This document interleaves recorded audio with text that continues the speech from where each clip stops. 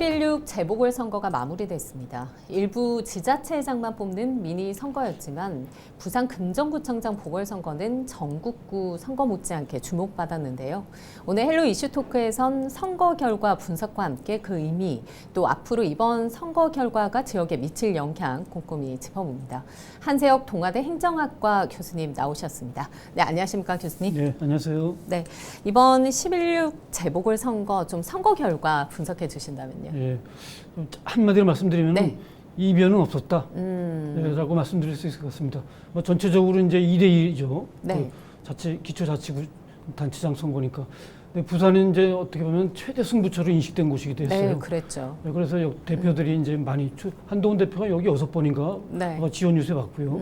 아무튼 부산에 대한 관심도가 상당히 높은 그런 미니 선거의 중심지였었는데 네. 결과가 이렇게 났는데 사실 더불어 입장에서는 막판에 이제 어떤 단일화, 후보 네. 단일화라든가 여러 가지 이제 윤 대통령의 이제 지지율도 이제 정체 상태에서 내려가고 어떤 위기 국면이었다고 이제 판단되거든요. 네, 그래서 네. 한번 해볼 만하다라고 이제 해서 박빙, 뭐 초박빙으로 이제 판단했는데 실제적인 결과는 네. 기존에 보여줬던 그 결과 그때 나타났습니다. 그러니까 역대 구청장 금정구의 선거 득표를 보면은 그 추세가 거의 네. 맞습니다. 그래서 뭐 만지 잘 아는 분들은 뭐 예상대로 아마 이번에 네. 국민의힘 후보가 윤여준 후보가 되지 않았나라고 이제 얘기가 된 것 같습니다. 네, 교수님 말씀처럼 사실 여론조사에서 민주당과 국민의힘 좀 초박빙, 좀 네. 박빙을 벌일 것이다. 그런 네. 뭐 치열한 승부가 벌어질 것이다. 이런 예상이 있었기 때문에 네. 좀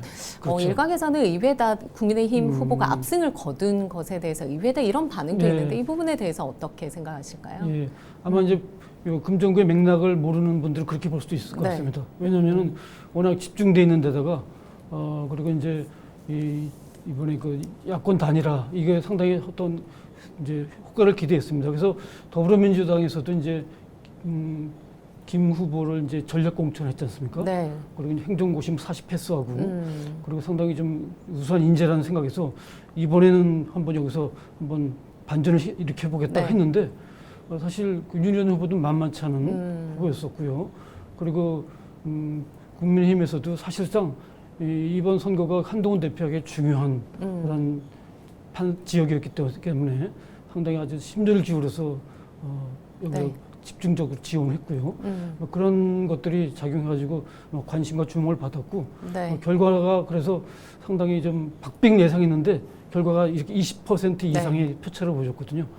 그렇다고 봤을 때 저 개인적인 입장에 있어서는 역대 금정구 선거 득표를 보면은 거의 압도적으로 국민의힘이 좀 이렇게 이겨나갔다는 것을 네. 좀 볼 수 있었습니다. 그렇군요. 우선 뭐 여야에서 여야 할 것 없이 당 지도부가 네. 뭐 집중 유세를 벌였어요. 금정구 네, 지역에서 그렇죠. 한동훈 대표 입장에서도 이 지역, 이 보수 텃밭인 이 지역을 사수해야 되는 그렇죠. 이런 입장이었고 이재명 대표 입장에서도 좀 어떤 변화의 바람을 좀 네. 확인시켜줘야 되는 그런 리더십을 어떻게 보면 그렇죠. 좀 검증할 수 있는 이런 시험대였단 네. 말이죠. 맞습니다. 그래서 좀 국민의힘에서도 굉장히 신경을 쓴 것 같은데 이런 한동훈 대표가 지역에 자주 내려온 이런 효과도 있었다고 보시는지? 물론 그것도 작용했죠.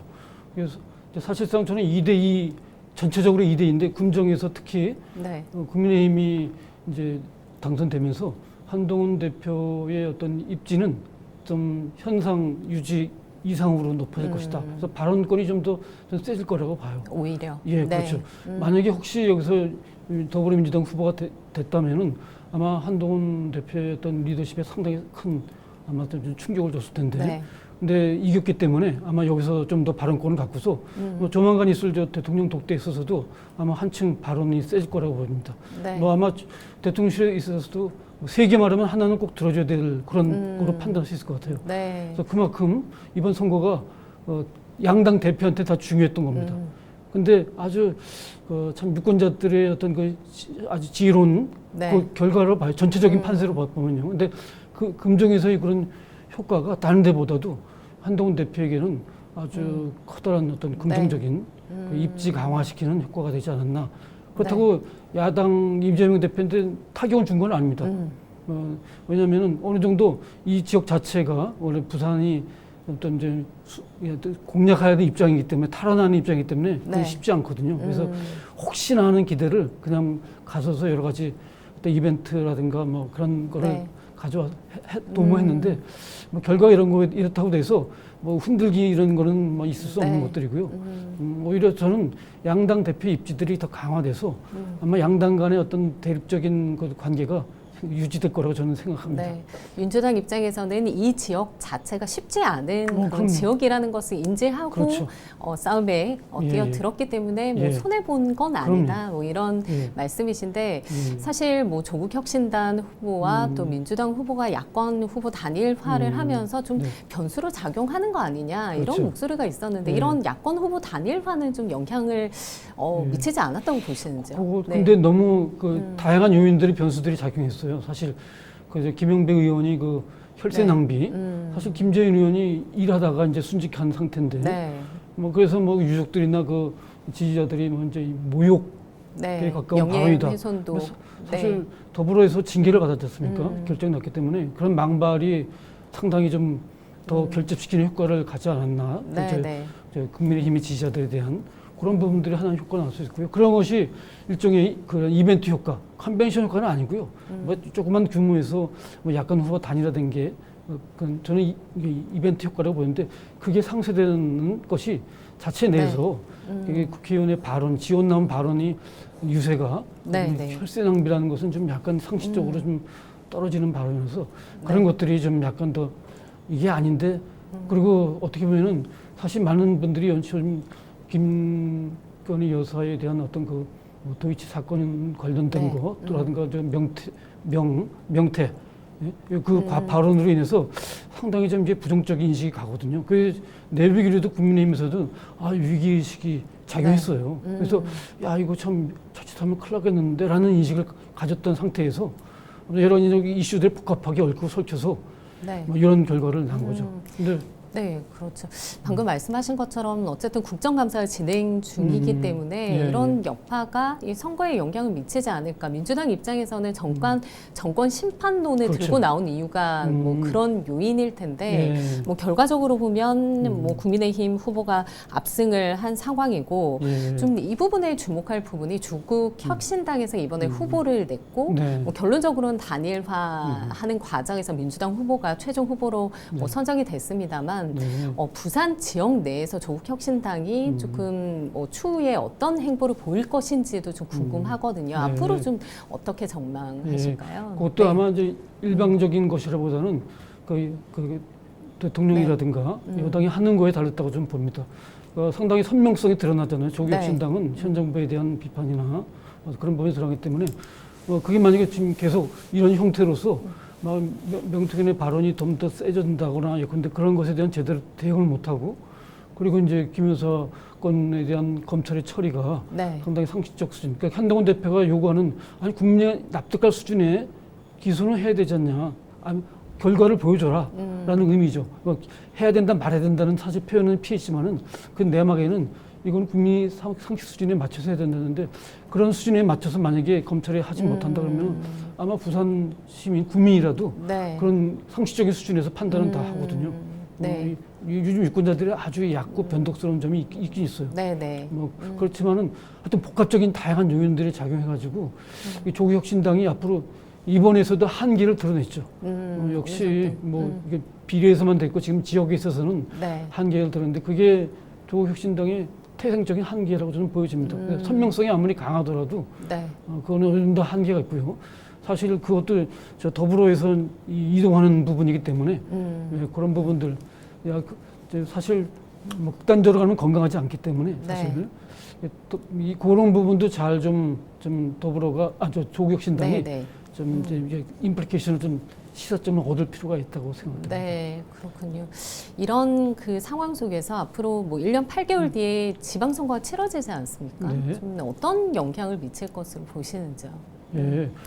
그때 글쎄요 이제 앞으로 1년 8개월에 또 어떤 일이 무슨 건이 일어날지 좀 몰라서 단언하기는 어렵지만 그런 추세는 부산 지역이라는 그런 추세, 금정구청, 그 약간 상위 명령에서 부산 지역이라는 그런 어떤 정서나 시민들의 어떤 인식이나 지향 이런 부분은 크게 변동하지 않다고 봐야죠. 뭐 물론 그 유인은 그 크게 정치적인 이벤트가 크게 어떤 크지 않다는 조건에서 네. 그런 변화는 저는 현재 상태가 기조가 유지되지 않을까라는 생각입니다. 근데 뭐 네. 정치는 생명이고 또 바람이기 때문에 그렇죠. 그런 것이 어떻게 보느냐에 따라서 네. 지형이 또 민심의 어떤 그 스펙트럼이 달라질 수 있다고 생각됩니다. 네, 그렇군요.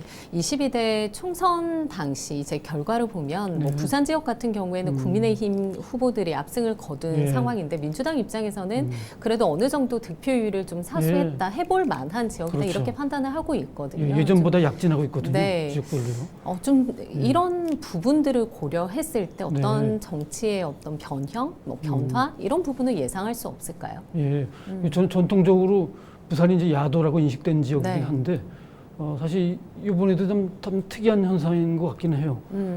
국민의힘이 몇 번 이렇게 네. 했는데도 계속 변함없이 지지를 보여주고 그게 어떻게 보면은 부산 시민들의 어떤 그 뭐 의리라는 것이 네. 조금 나타나기도 하고 어찌 보면은 그래도 아직 저 더불어에 대한 인식이 좀 좋아서가 아니라 네.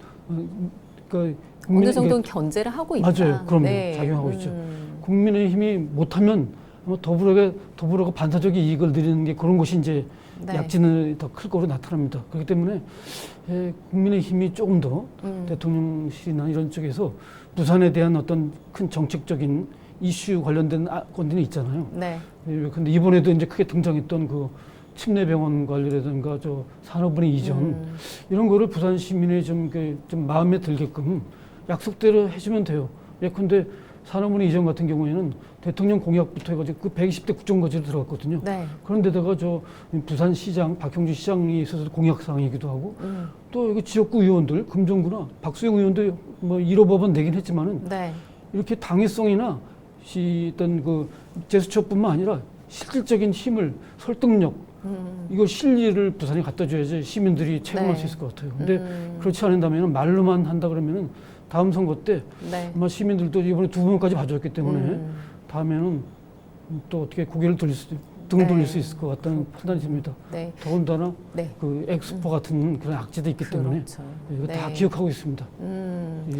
유권자들은 다 기억하고 있다. 그럼요. 일단 뭐 국민의힘 입장에서는 뭐 승리를 거두고 있긴 하지만 긴장을 늦춰서는 그럼요. 안 된다. 금정구 지역 현안을 보면 침례병원의 공공병원화 굉장히 예. 시급한 문제고 그렇죠. 반드시 해결해야 될 현안이긴 한데 네. 저 국민의힘 후보가 당선이 됐는데 좀 뭐 혼자 힘으로 기초단체장 혼자 힘으로 안 그렇죠. 되겠습니다만 맞습니다. 좀 어떻게 될까요? 이 예, 부분은? 사실 행정과 정치가 아주 밀접한 부분입니다. 네. 그래서 행정에서 이제 집행하는 역할이고 이제 정치에서 구의회든 시의회든 중앙국회든 정책이나 법을 뒷받침해줘야지만이 네. 거기서 탄력받아서 필요한 어떤 자원 수단들을 확보해서 행정을 효과적으로 집행하는데 그런 측면에서 한계가 있습니다. 국민의힘이 이제 어서야 되기 때문에 그렇지만은 그때 중요한 방법은 설득을 시켜야 돼요. 네. 논리로 감정적으로 맞짱 찌면은 국민들도 피곤하고요. 네. 또 야는 야대로 가고 극한 갑니다. 저 사실 야당도 저렇게 나오긴 하지만 사실 국민의 인식, 국민의 어떤 눈치를 봐야 되거든요. 유권자의. 그런 측면에서 봤을 때 설득력 있는 논리, 상식적인 수준에서 논리를 제공해서 안 되게끔 동의하지 않으면 안 되게끔 만들어주는 그런 것을 만든다면은 네. 야도 할 수 없어요. 뭐 그런 분위기를 만들어야 그만큼 어떻게 창의적이고 머리를 논리적인 거를 잘 써야 돼. 네. 무기지 말고요. 우리 네, 진짜 네. 그래서 줄 건 주고 받을 건 받고 이렇게 해야 될 필요가 있어요. 그래서 네. 누가 먼저 주느냐가 참 중요한 부분인 것 같습니다. 근데 참 입장을 봐야 되겠죠. 네. 그래서 참 정치는 또 센싱 참 중요한 부분인데 상당히 어떻게 보면 저는 감수성 떨어지는 그런 정치 활동을 네. 보여주는 느낌은 좀 봐봐요. 네. 그래서 이번에도 이제 윤희열 의원이 내세웠던 의제들 보면 민생 의제들이 많습니다. 네. 물론 그때 그 야 후보하고도 이제 비슷한 의제였었는데 특히 이제 이런 것들 침례병원 같은 경우에도 해묵은 오래된 이슈거든요. 17년 동안에 2017년에 그 폐원돼가지고 아직까지도 그렇죠. 완전히 폐허된 상태예요. 그래서 부랴부랴 보건복지부에서 하다가 중단됐죠. 그리고 부산시에서 근데 부지는 매입해놨어요. 400억 정도 들어서. 근데 건강보험심사 그러니까 보험자 병원들을 많이 공공화로 가려면은 초기에 투자하는 비용만 2,900억 들어가요. 네. 거의 막대한 금액 들어가는 게 리스크가 크기 때문에 선뜻 나서지 못하는 건데 그럴수록 논리를 만들어서 네. 지역 주민들 나가서 부산 그리고 요즘같이 근데 이슈가 상당히 좋잖아요. 네. 그런 민생과 관련된 국민 건강과 관련해서 만약에 이거를 좀 활성화시켜 살릴 수 있는 방향을 모색한다면은 저는 불가능한 일은 아니라고 생각합니다. 네. 그래서 너무 오래 끌고 온 과제라서 그렇죠. 사실상 유권자들도 금정 국민들도 좀 실망했을 거예요. 네. 그런 측면에서. 이번에 어떤 방식으로 해결하느냐 이런 부분도 좀 지켜볼 필요가 있겠군요. 그래서 다음 선거에 분명히 그럼요. 영향을 미칠 것이다 이렇게 보시는 거네요. 반드시 국민들은 유권자는 기억하고서 네. 나중에 행동으로 보여줄 거라고 저는 생각합니다. 네, 사실 뭐 부산 지역의 소멸 위기 굉장히 많이 이야기를 하고 그렇죠. 있고, 네. 그래서 지역 균형 발전이 굉장히 중요한 지점인데 이런 지역의 현안 뭐뿐만이 아니라 산업은행 이전 문제가 지금 그렇죠. 매듭을 짓지 못하고 있는데 민주당 입장에서 왠지 발목을 잡고 있는 그런 모양새도 있기는 합니다. 이 부분에 대해서 좀 어떻게 보세요? 산업은행 네. 이슈도 사실 중요한 의제인데 지금 이제 민주당에서는 사실 겉으로 반대는 내세우지 못합니다. 네. 법안 측면에서 질질 대놓고 끄는 반대를 거죠. 하지 않죠. 합의를 네. 형성해라, 공감대를 확보해라. 근데 사실 요 내부적으로 저 여당 내에서 국민의힘에서 서울시 먼저 좀 설득시켜야 돼요. 이 산업은행법 개정이 4조 1항인가 그게 개정돼야 되거든요. 산업은행에 대한 소재를 서울로 명시해놓은 그 조항이 있어요. 뭐 그거를 무시하고서 옮길 수는 없잖아요. 네. 그래서 그것만 바꾸면 그럼요. 되는데. 그거 바꾸면 네. 훨씬 법적인 장애물은 없어지기 때문에 그다음에 이제 계속 공감대 확산하기 위해서 뭐 그거는 뭐 여러 가지 토론회나 청문회나 이런 거 개최하면 되고요.